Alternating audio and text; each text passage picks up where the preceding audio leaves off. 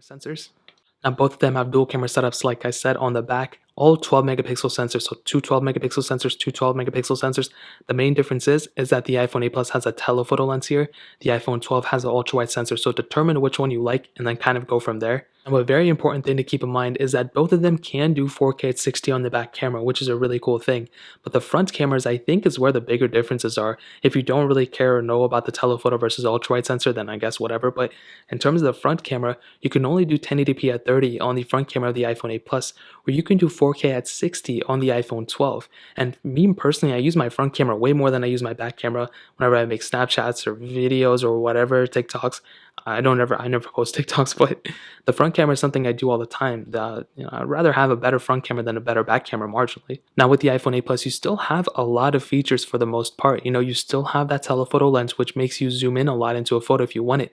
But without that ultra wide sensor, I kind of do miss it. And I like an ultra wide sensor more than I like a telephoto lens, to be completely honest. You still have portrait mode on this phone too, which is really cool. And you still have a ton of capability on this device.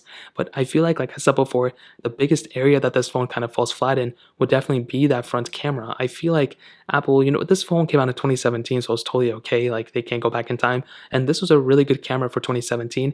And the quality, I think, is still really good. If you have an iPhone 8 Plus, the back camera is still really good for the most part. But I think especially when you compare it to the iPhone 12, it's just not as good, which is expected because this is a newer phone. It's supposed to be not as good. And with the iPhone 12, you're getting a ton of capability for sure. With that additional ultra-wide sensor, I just like the ultra-wide sensor way more. The telephoto lens, I can go ahead and crop into a photo more if I want to, but with a, ultra-wide sensor, you can't really have that. You can't really replicate like that on the iPhone 12, on the iPhone 8 Plus. Now you still have portrait mode and stuff like that. You have a really good front-facing camera, 4K at 60 on this camera as well. And anytime I use the camera app, it just looks so cool because there's very little bezel around the whole entire display, and it's just looks like it's all one app. But in terms of the camera, for sure, the iPhone 12 is the better camera over the iPhone 8 Plus. Now to end it off,